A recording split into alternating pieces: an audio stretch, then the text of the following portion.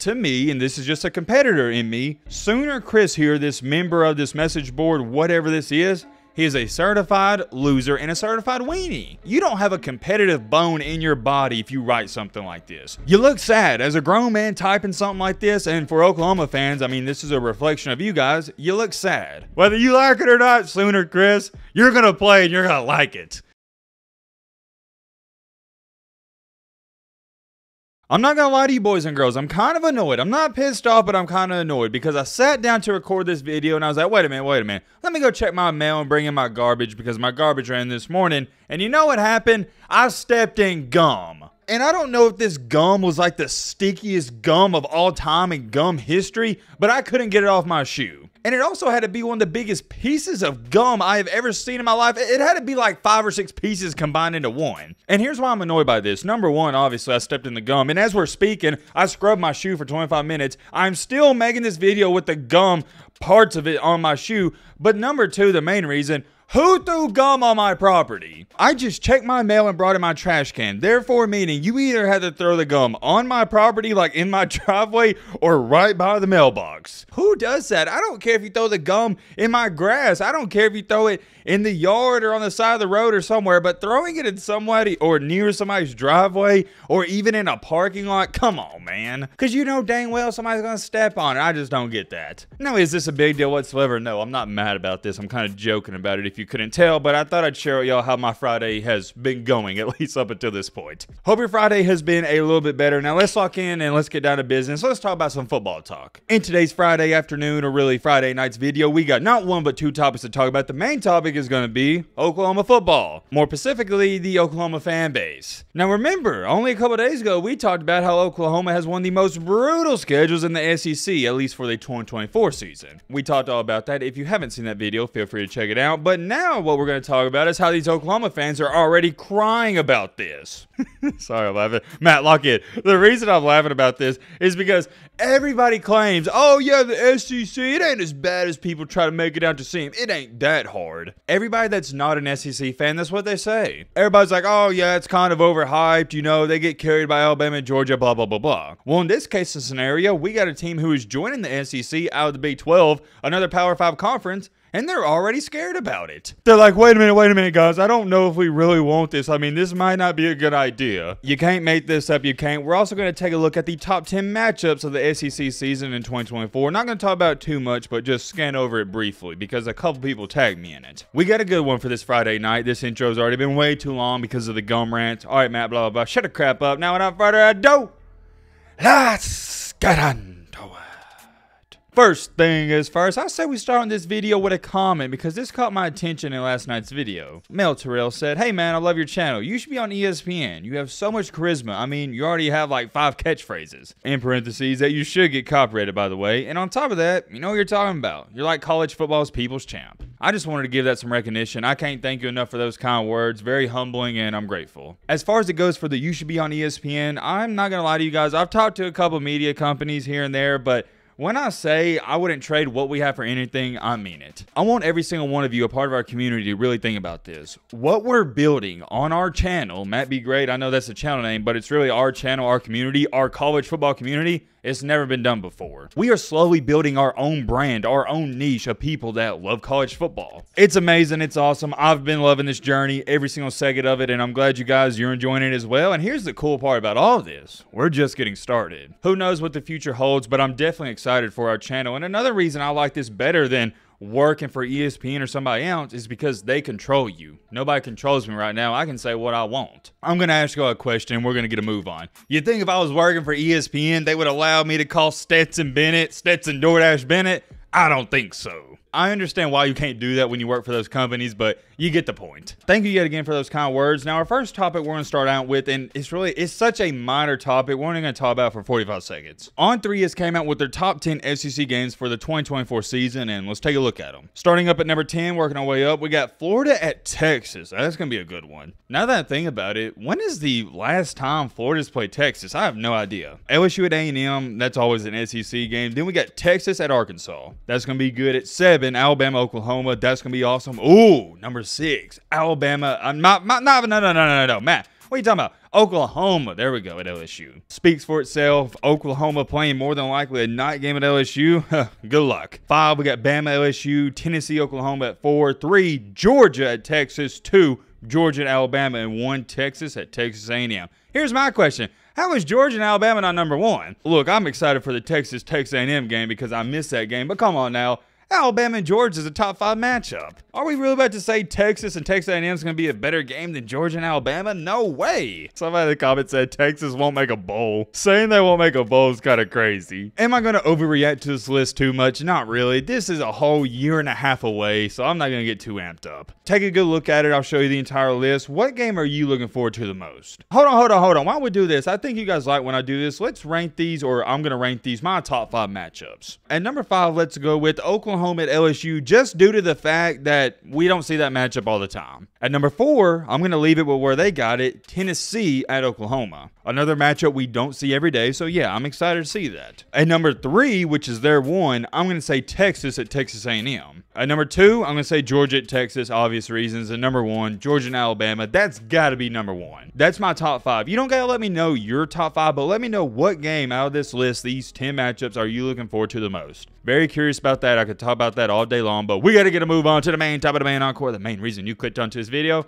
What's going on with Oklahoma, or not even Oklahoma, the Oklahoma fan base. If you didn't hear the news, we already talked all about this. Go watch some of the previous videos. Oklahoma's 2024 SEC schedule has been released, and it's one of the hardest in the entire conference. I'll give you a quick refresher right here. Your 4 home games are Texas, Alabama, Tennessee, and South Kakalaki. So as to where it stands right now, these are all top 25 matchups, and Tennessee and Alabama would be top 10 matchups, Texas would be a top 15 matchup, and South Carolina would be a top 20 matchup. The home slate, brutal, and on the road, it doesn't get too much easier. You're not playing your big boys, but you gotta go to hostile environments. At Auburn, Jordan-Hare Stadium, Hugh Freeze has that program on the come up. Do not sleep on Auburn. Then you gotta go to, which I think is the hardest place to play, arguably in college football, Death Valley. That's tough alone. Then you got to play Lane Train at Ole Miss. Ole Miss doesn't get enough credit. They have a huge home field advantage. I love Oxford, Mississippi. So beautiful. And then the easiest game on your schedule is Missouri. But don't sleep on Missouri. They almost beat Georgia last year. Was it a fluke? Yeah, you could say that, but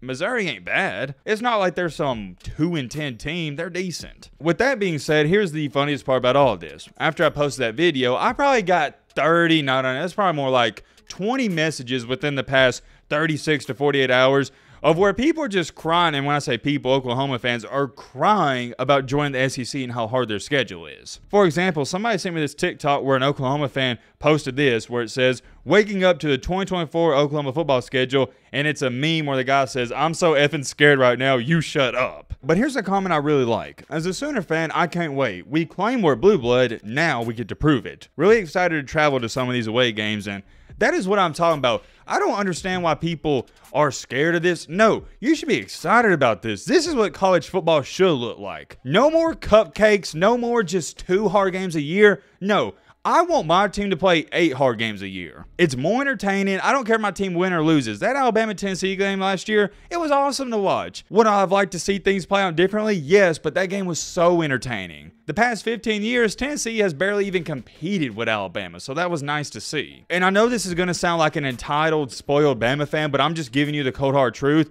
The past 15 years, and especially when we had Tua, when we were blowing out every single team, and in 2020 when we had Mac Jones and that amazing team where we blew out everybody, it wasn't that fun to watch. If you find joy in watching a game where it's 52-7, there's something wrong with you. Of course, I love my team to win. I love my team to dominate, but it's not entertaining. I don't like to see blowouts all the time. I hate it. I want to see competitive football. I just had to get that off my chest. And there's been so many other Oklahoma comments where these fans are like, yeah, I don't know. This is going to be way harder. I don't know if I really want this, but here's the main one I'm going to show you. This is the one that has been trending all over social media. It currently has over 900,000 views. And this is from an Oklahoma message board. This person stated, and I can't even believe this mentality, but just check it out. Is this really what we want? How is this great? Just more losses per season and fewer conference championships. Is this what we want? Wow. I'll address that in just a second. Continuing along. Looks terrible to me, but the TV networks have bamboozled so many into thinking the TV's interest is also yours. It's not. Oh man, well,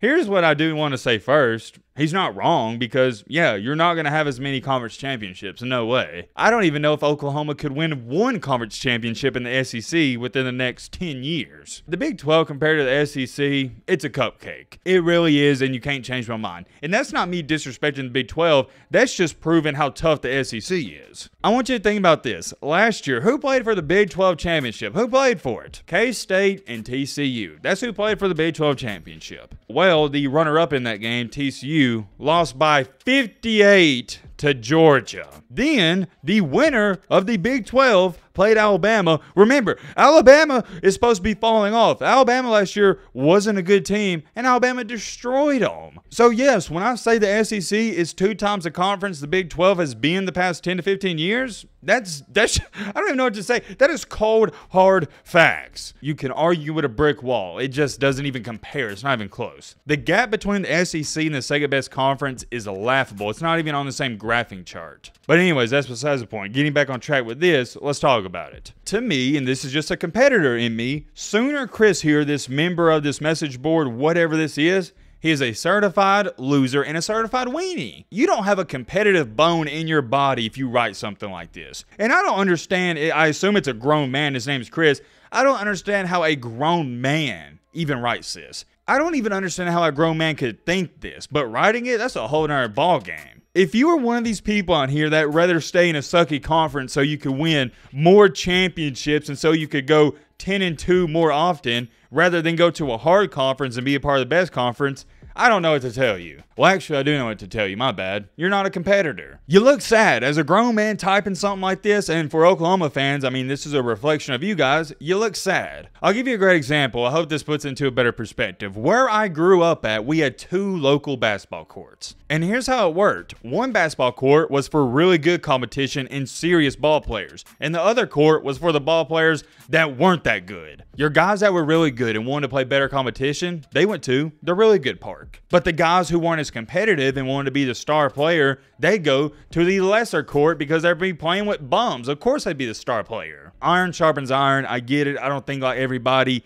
Some people may say I'm a crazy competitor, but it is what it is. I don't run for competition from anything in my life. I actually welcome it in. Let's go. And it sucks to see something like this because I've seen Texas fans all over say, heck yeah, man, it's going to be tough, but let's get it going. Let's bring it on. And then I see Oklahoma fans, they're making TikToks and posting on Twitter and message boards and, it's kind of tough, man. I don't know if I want to do this. Like, what? Come on, Oklahoma fans. I know you're better than this. I know you are. To Sooner Chris here, I don't care if you don't want to play in SEC and you think it's too hard or yada, yada, yada, etc., etc. You're going to play. Whether you like it or not, Sooner Chris, you're going to play and you're going to like it.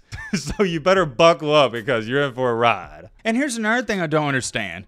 Even if you stayed in the Big 12, you'd have to go through the SEC in the playoffs, so you might as well just be a part of the conference. This is Weenie Hut Jr. thinking, this is weak-minded thinking, and it's all there is to it. I would like to hope there's not Oklahoma fans like this, but heck, I've seen so much crap where they're crying about this, I don't know what to think anymore. Y'all really upset about this? I thought y'all were ready. What's going on? Keep that same energy. Let's go. I get it. It's tougher, but it's going to benefit you in the long run, especially when it comes time for the playoffs. Here's the last example I'm going to give you, and it's the best one. For the past, I'd say ever since I started covering it, 7 to 8 years, I've always stated that Gonzaga basketball will never win a championship. It won't happen. Why have I said that? Because they play in a cupcake conference, and when they get into the NCAA tournament and have to play the big boys, they're not ready. They're not prepared because they're playing cupcakes all throughout the regular season. Normally in March Madness, notice the teams that win March Madness, like Kansas out of the Big 12, they had a gauntlet in the regular season. That actually prepares you when it comes time for the playoffs. Just something to think about. I find this laughable. I think it's funny. I know every single Oklahoma fan doesn't think this way, but it's funny a lot of them are looking at it from this standpoint. Let me know your thoughts down below. But